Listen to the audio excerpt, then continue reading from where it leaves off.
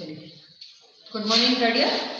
Mathematics आपके जो है पेपर वन का यूनिट 2, जिसमें जो है हम लोग कर रहे हैं टॉपिक कर रहे हैं कौन सा, उपसमूह यानी कि सब ग्रुप या इसको उपग्रुप भी बोलते हैं। ठीक है, इसमें जो है मैंने आपको लास्ट लेक्चर में एक थ्योरम कराया था कि जिससे जो है एक प्रतिबंध से जो है हम लोग बता सकते हैं कि कोई भी समुच्चय जो है, ठीक है, कोई भी उपसमुच्चय जी का वह उपग्रुप या उपसमूह जो है कब बनता है कि जब जो है दो अवयव अगर हम लोग इसके H के ले लें, ठीक है, दो अवयव H के ले लें और ये बता दें कि A और B का इनवर्स और दोनों का गुणन अगर H में है तो हम लोग कहेंगे H क्या है, G का उपग्रुप है।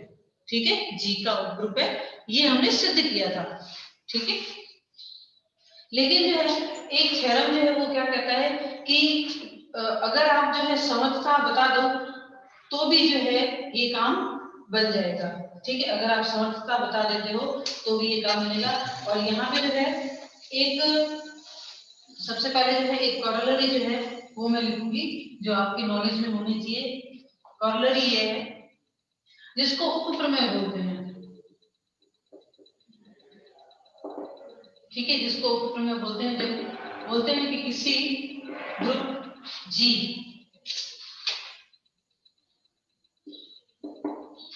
का कोई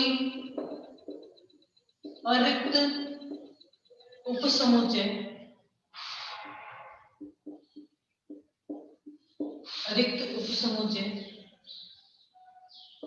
H एक उपसमूह या उपग्रुप होगा यदि और केवल यदि पहला H इनवर्स जो है वो H का सबसेट होगा।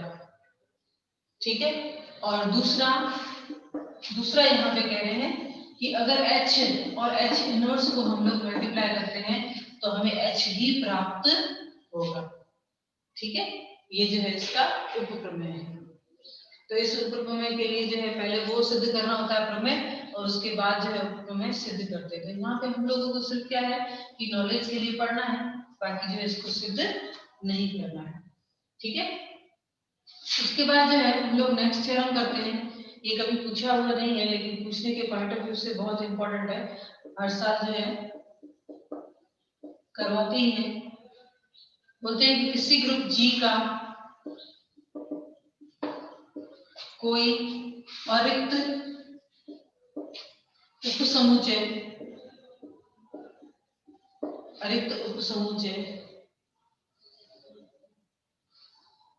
H उपसमूह होगा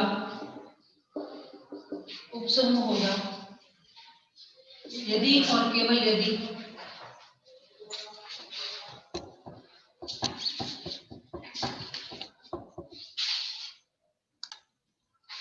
बोलते हैं यदि और केवल यदि A belongs to H, B belongs to S, this implies AB belongs to S। यानी कि अगर समर्थता ही हम लोग सिर्फ बता दें कि H जो है वो दी हुई संक्रिया के लिए समर्थ है तो भी बात जो है वो पूरी हो जाती है। यानी कि हम जो है कह सकते हैं कि H जो है क्या है, इसका उपसमूह है। तो पहला जो है इस तरफ वाला कि अगर H जो है वो G का, मान लीजिए कि H G का उपसमूह है, H G का उपसमूह है। अगर उपसमूह है तो H स्वयं जो है H G की संक्रिया के लिए समर्थ है, G की संक्रिया के लिए समर्थ है। Therefore अगर A एलिमेंट अगर कोई H का है और B कोई एलिमेंट H का है तो दोनों का गुणन भी जो है वो किसमें होगा, H में होगा। ठीक है, दोनों का गुणन भी किसमें होगा, H में होगा।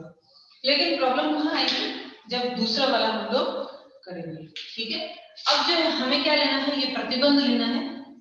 ठीक है, H जो है G का कोई उपसमुच्चय है। ठीक है,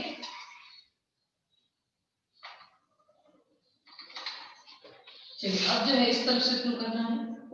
माना कि H G का एक अरिक्त उपसमुच्चय है। जब आप अलजेब्रा पढ़ोगे तो ये जो वाक्य जो है ये आपको याद करने की भी जरूरत नहीं पड़ती है। ठीक है, ये आपको पता ही होंगे कि अब जो है मुझे अगर सिद्ध करना है तो पहले थ्योरम में जो है ये वाक्य लिखने हैं और उसके बाद जो है उसका नीचे के प्रूफ के जो स्टेप्स हैं वही याद करने होते हैं। क्योंकि जैसे जैसे आगे जाओगे तो आप जानते हैं कि ये कुछ लाइन जो है वो यहाँ पे सेम होती है हर जगह। ठीक है, जो स्टेटमेंट हमेशा याद रखते हैं कि जब भी थ्योरम हम लोग सिद्ध करते हैं तो जो दिया हुआ होता है उसको हम लोग पहले लिखते हैं और उसके बाद ही उसका जो है प्रूफ दिया जाता है। ठीक है, अब हमारे पास जो है प्रतिबंध है AB बिलोंग्स टू H। अब जो है A जो है वो H का अवयव है और A जो है वो H का ही अवयव है, तो A इंटू A यानी कि क्या होगा, A स्क्वायर भी जो है किसका होगा, H का ही अवयव होगा। ठीक है, अब A स्क्वायर जो है H का अवयव है, A भी जो है H का अवयव है, तो A स्क्वायर इंटू A यानी क्या होगा, A क्यूब भी किसका अवयव होगा, H का अवयव होगा। ठीक है, उसी प्रकार हम लोग आगे जो है चलते जाएंगे, n-1 की बात करते हैं। a की पावर अगर n-1 का अवयव जो है h में है, a भी जो है h में है, तो दोनों का गुणन यानी a की घात n जो है वो भी किसमें होगा, h में होगा। अब जो है यहाँ पे एक और जो है आप थ्योरम में जो है पॉइंट जोड़ दीजिए कि G का अरिक्त, मैंने उपसमुच्चय लिखा था, आप परिमित लिख दीजिए उसमें। G का कोई अरिक्त परिमित उपसमुच्चय। ठीक है, तो यहाँ पे जो परिमित उपसमुच्चय जो है G का एक अरिक्त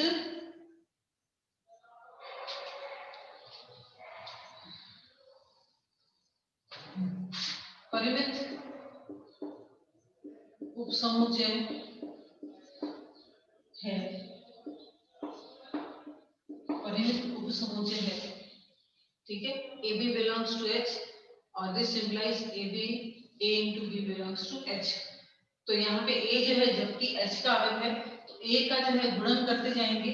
ठीक है, A का गुणन करते जाएंगे तो A की घात भी जो है क्या होगा, H का अवयव होगा। अतः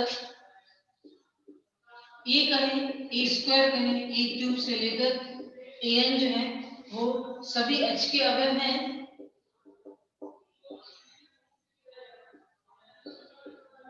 सभी H के अवयव हैं, जबकि H परिमित है,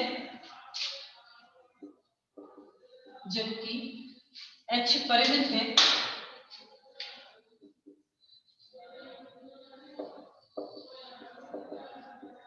जबकि H परिमित है। अतः A की कुछ घातें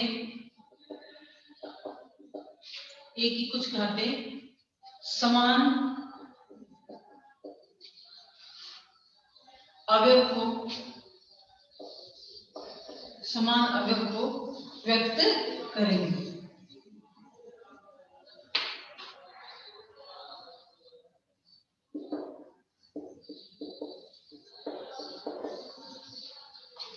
ठीक है, अब ये जो है क्या है, यहाँ पे शब्द ये बहुत ज्यादा इंपॉर्टेंट है कि परिमित होना जरूरी है। ठीक है, स्टेटमेंट में मैं भूल गई, आप लिख देना कि परिमित लिखना है उसमें। तो अगर ये सारे अवयव जो है H के हैं और H जो है हमारा परिमित है, तो डेफिनेटली क्या होगा कि कोई भी जो अवयव जो है वो समान भी हो सकते हैं। ठीक है, समान भी हो सकते हैं। तो अब जो है माना AI is equal to AG, जहाँ पे I is greater than J। ठीक है, अब जो है क्या करेंगे कि ये जो है A जो है किसका अवयव है, AJ जो है वो किसका अवयव है, G का अवयव है। तो इसका प्रतिलोम भी जो है यहाँ पे G में हमें मिलेगा ही मिलेगा, इसका प्रतिलोम भी G में मिलेगा। तो A की पावर i, a की पावर माइनस j, a की पावर j, a की पावर माइनस j, यानी कि इसका j का a की पावर j का इनवर्स जो है दोनों तरफ हम लोग मल्टीप्लाई कर लेते हैं, तो ये आ जाएगा i minus j is equal to e। ठीक है, i minus a is equal to e। अब i माइनस j जो है वो क्या है, i माइनस j जो है वो क्या होगा, ग्रेटर देन 0 होगा। ठीक है, ग्रेटर देन 0 होगा यानी कि ये एक नेचुरल नंबर है, i minus j belongs to n। ठीक है, i माइनस j जो है बिलोंग्स टू n, और i माइनस j को हम लोग नाम दे देते हैं, यहाँ पे साइड में लिख देती हूँ, i minus j is greater than 0, तो i minus j belongs to n यानी कि प्राकृत संख्या, और i माइनस j को नाम दे देते हैं a की power r is equal to e, जहाँ पे जो r इज इक्वल टू क्या है, i माइनस j। ठीक है, तो ये जो है r जो है वो क्या है, एक प्राकृत संख्या है, और यहाँ पे हम लोग देखते हैं कि a की जो है घात जो भी प्राकृत संख्या है वो किस में आती है, h में आती है, और वो भी क्या है, छोटी है, वो भी क्या है, यहाँ पे छोटी है, तो डेफिनेटली इनमें से जो है ये बीच में ही कहीं आएगी, तो ये जो है क्या होगा, a की घात r जो है वो h में बिलोंग करेगा, a की घात r h में बिलोंग करेगा, इसका मतलब है कि क्या है कि ये e जो है वो h में बिलोंग करेगा। ठीक है, अब ये पॉइंट कहां से ले रहे हैं, पॉइंट हमारे पास जो है a की जो है a की घातें, ठीक है, a अवयव जो है उसकी जो भी घातें, ये सारे अवयव जो है किसमें, h के अवयव है, और मुझे जो है यहाँ पे a की घात r is equal to e को ही जो है यहाँ पे रिलेशन मिला है। अब e का मुझे पता नहीं है, लेकिन अगर a की घात r की बात करूं तो a की घात r जो है वो h में हो सकता है, क्योंकि r जो है क्या है, प्राकृत संख्या है।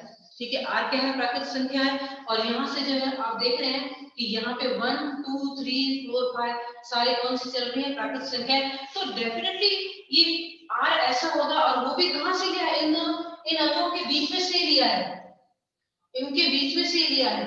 ठीक है, और उसमें भी जो है अगर हम लोग i माइनस j कर दें तो डेफिनेटली वो भी यहाँ पे कहीं पे बीच में आएगा, वो घात जो है बीच में आएगी, क्योंकि i और j दोनों प्राकृत संख्या है, तो i माइनस j भी जो है हमें क्या मिलेगा, प्राकृत संख्या ही मिलेगा, क्योंकि मैंने i को ग्रेटर देन j लिया है। ठीक है, i को ग्रेटर देन j लिया है, तो इससे क्या सिद्ध होता है, इससे ये सिद्ध होता है कि h में तत्समक अवयव विद्यमान है। ठीक है, तत्समक अवयव विद्यमान है, तो इसमें मेन इंपॉर्टेंट पॉइंट क्या है कि जो a की जो है प्राकृत संख्या की जो घातें हैं वो है इसमें एक इंपॉर्टेंट पॉइंट है।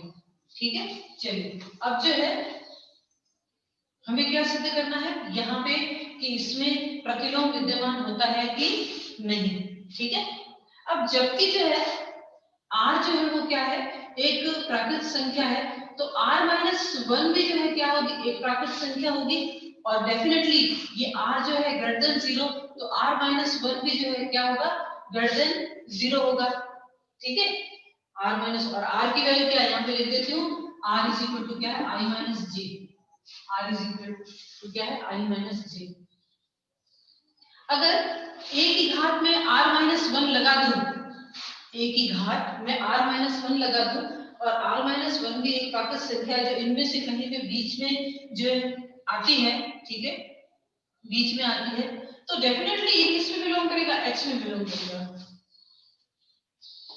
किस में करेगा, h में बिलोंग करेगा।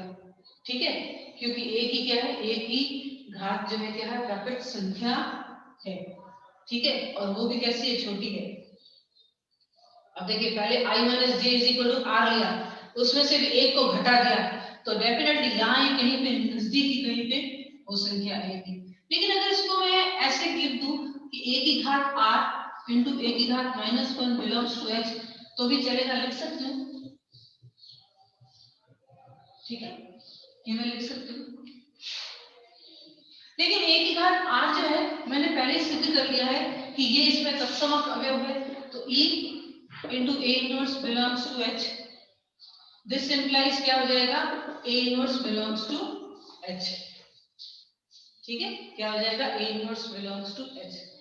अब देखिए E आ गया H में, A इनवर्स भी आ गया H में, यानी कि यहाँ पे H के प्रत्येक अवयव का, ये तो जो है क्या है, H का कोई भी अवयव है, ठीक है, ये जो है कोई फिक्स नहीं है, यहाँ पे जो है एक कोई भी अवयव नहीं है, तो क्या कहेंगे कि H के प्रत्येक अवयव का प्रतिलोम विद्यमान है, H के प्रत्येक अवयव का प्रतिलोम विद्यमान है। तो देखिए किस तरह से जो है हमने उसकी जो है समर्थता थी, उसी से जो है हमने सिद्ध कर दिया कि H में जो है तत्समक भी है, H में प्रतिलोम भी है, और यहाँ पे जो है H जो है क्या है, G का उपसमुच्चय है। अतः H के अवयव साचर्यता के गुणधर्म का पालन करेंगे, साचर्यता के गुणधर्म का पालन करेंगे। अब ये साचर्यता के गुणधर्म का पालन करेंगे, ये हो गया, यानी इसको हम लोग कहेंगे G1। यहाँ पे जब तत्समक लिखा, इसको मैं कहूंगी G2, और इसको जहां पे प्रतिलोम लिखा वहां पे मैं लिखूंगी G3।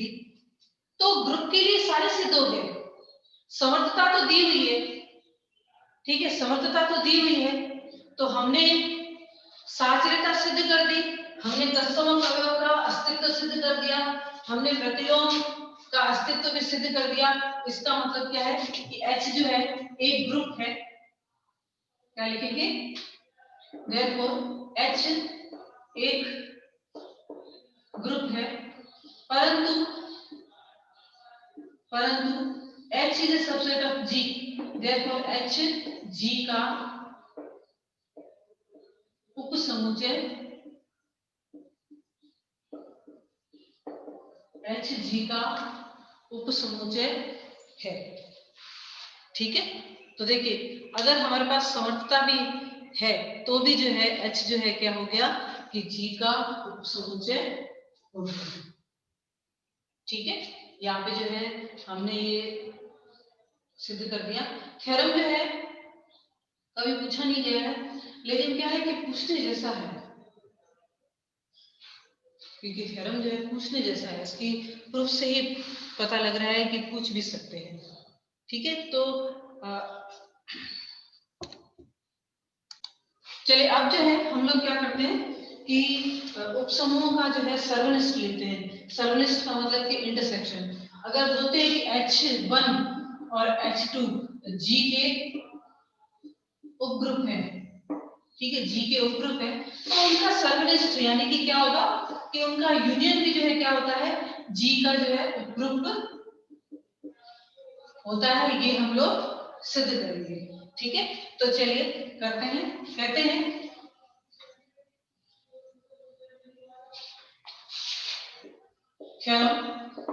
किसी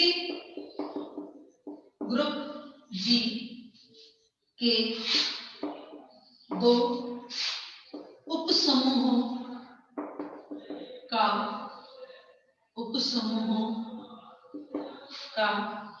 सर्वनिष्ठ,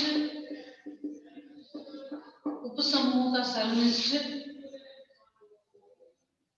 G का उपसमूह होता है, ठीक है। अगर आपके पास वो प्रतिबंध आपको याद अच्छी तरह से कि हाँ भाई ये प्रतिबंध है, कोई भी उपसमूह के लिए जो है प्रतिबंध ये है, तो ये आपको सिद्ध करने में कोई भी जो है दिक्कत नहीं होगी। चलिए हमें दिए हुए नहीं है तो लिखेंगे कि मान लीजिए कि H1 तथा H2 G के दो उपसमूह हैं, G के दो उपसमूह हैं, ठीक है। दो उपसमूह है तो उसमें तत्समक होगा ही होगा डेफिनेटली। अब दोनों में है तो इसके प्रतिच्छेदन में भी होगा ही होगा। सर्वनिष्ठ का मतलब होता है प्रतिच्छेदन, यानी कि इंटरसेक्शन, यानी डेफिनेटली अगर कुछ भी करेंगे तो ये जो है इसका प्रतिच्छेदन जो है वो नॉन एम्प्टी ही आएगा, ठीक है। इसका प्रतिच्छेदन क्या होगा, नॉन एम्प्टी ही आएगा। फिर जो है हम लोग क्या कर लेते हैं कि दो अवयव ले लेते हैं, माना कि अब मुझे क्या बताना है, H1 इंटरसेक्शन H2 को जो है बताना है कि ये उपग्रुप है G का। तो मैं पहले दो अवयव ले लेती हूँ, फिर मुझे ये बताना है कि A और B का इनवर्स भी जो है इसके अंदर आएगा। अगर ये मैं सिद्ध कर देती हूँ तो मैं कहती हूँ कि भाई H1 इंटरसेक्शन H2 जो है वो भी एक उपग्रुप है। तो चलिए अभी तो फिलहाल मैंने यहाँ तक ये लिया है, अब इसको मैं सिद्ध करने जा रही हूँ। ठीक है, इसको सिद्ध करने जा रही हूँ, कैसे होगा। तो अगर A और B जो है H1 इंटरसेक्शन H में आते हैं तो दोनों में आएंगे H1 तथा, अब यहाँ पे शब्द क्या आता है इंटरसेक्शन में, तथा, AB बिलोंग्स टू H2। अब ये दोनों क्या है, H1 और H2 क्या है, दोनों G के उपसमूह है, और A और B जो है दो अवयव इसके अंदर बिलोंग करते हैं। इसका मतलब क्या होगा कि A B का इनवर्स भी H में होगा तथा और A B का इनवर्स H2 में होगा, क्योंकि दोनों उपसमूह है। तो जो प्रतिबंध था हमारा उपसमूह के लिए वो हम लोग अप्लाई कर लेते हैं। मैंने तो सिर्फ दो अवयव लिए थे, A और B। किस में लिए थे, उसके प्रतिच्छेदन में लिए थे, H1 और H2 के प्रतिच्छेदन में लिए। लेकिन अगर प्रतिच्छेदन में कोई अवयव विद्यमान होते तो दोनों समुच्चयों में होते, H1 में भी होगा और H2 में भी होगा।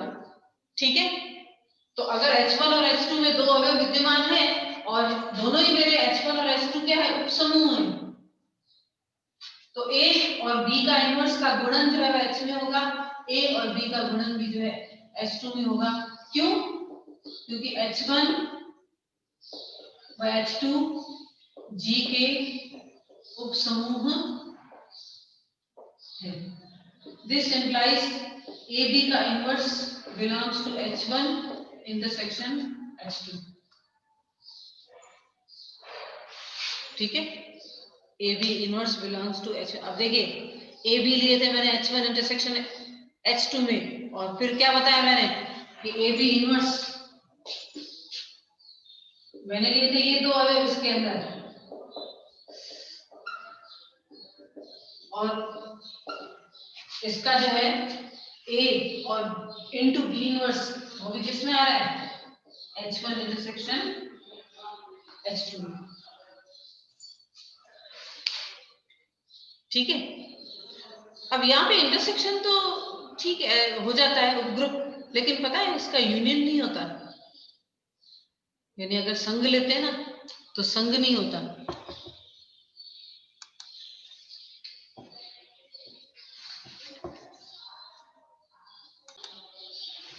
तो अब देखिए कि जब हमने उपग्रुप जो है यानी कि उपसमूह सिद्ध करने के लिए जो है पूरा हमने सिद्ध नहीं किया, सिर्फ उसका प्रतिबंध से ही बता दिया कि वह जो है इसका उपग्रुप होता है। और आप जानते हैं अगर यहाँ तक आप इसका जो है H1 H2 का जो है एक परिमित जो है समूह ले लो, ठीक है, परिमित समुदाय ले लो, तो भी जो है क्या होगा कि यहाँ पे जो है ये इसका उपग्रुप बनेगा। ठीक है, H1 H2 से लेकर Hn तक अगर ले ले, ठीक है,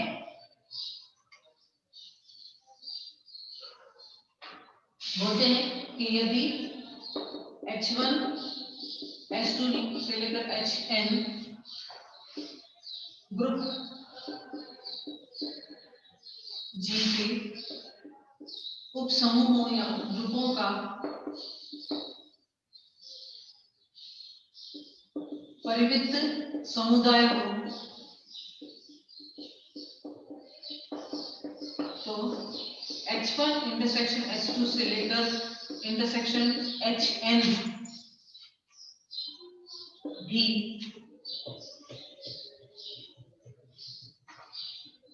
G का उपसमूह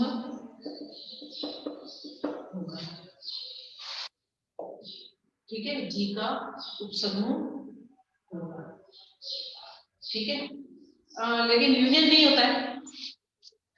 यूनियन की बात करें ना तो नहीं होती, क्योंकि दो अगर हम लोग H1 और H2 दो अगर ग्रुप ले लेते हैं और उनका यूनियन करते हैं और यूनियन करते हैं कि भाई इसमें विद्यमान होगा, तो वो नहीं होता है। तो यहाँ पे जो है ये लिखेंगे कि दो उपसमूहों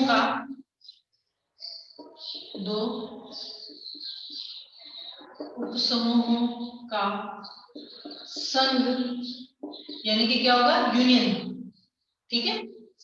संघ अनिवार्यतः, यानी कभी हो भी सकता है, नहीं भी हो सकता है, एक उपसमूह नहीं होता। चलिए रीजन, ठीक है, इसका रीजन मान लीजिए कि G is equal to Z plus एक ग्रुप है,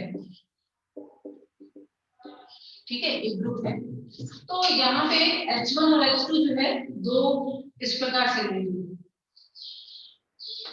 मैं यहाँ पे H1 ले रही हूँ 2n, जहाँ पे n बिलोंग्स टू Z, और H2 ले रही हूँ क्योंकि मैंने बता दिया MZ जो है एक क्या है, ग्रुप है, और 3n, ठीक है, और n बिलोंग्स टू Z,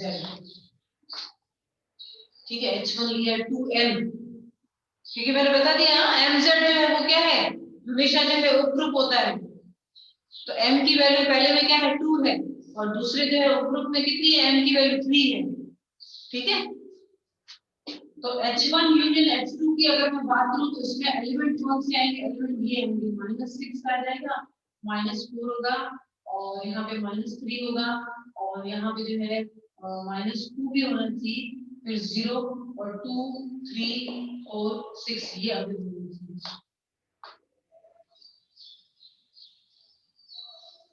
ठीक है। क्योंकि जो 2 के मल्टीपल होंगे वो भी आएंगे, और 3 के मल्टीपल होंगे वो भी इसमें आएंगे।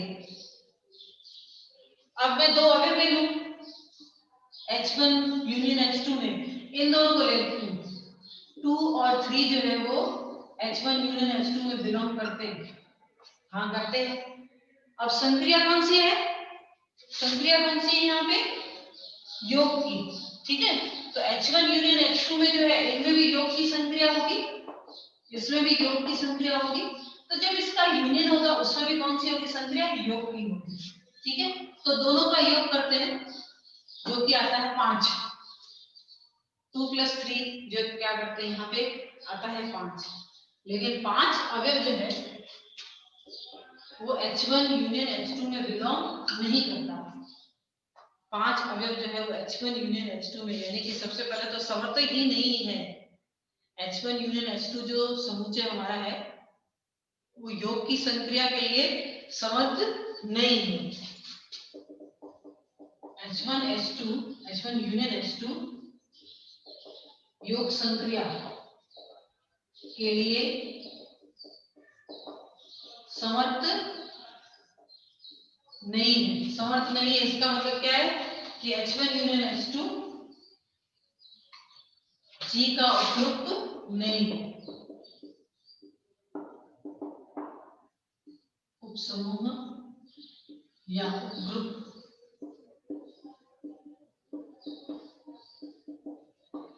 नहीं है।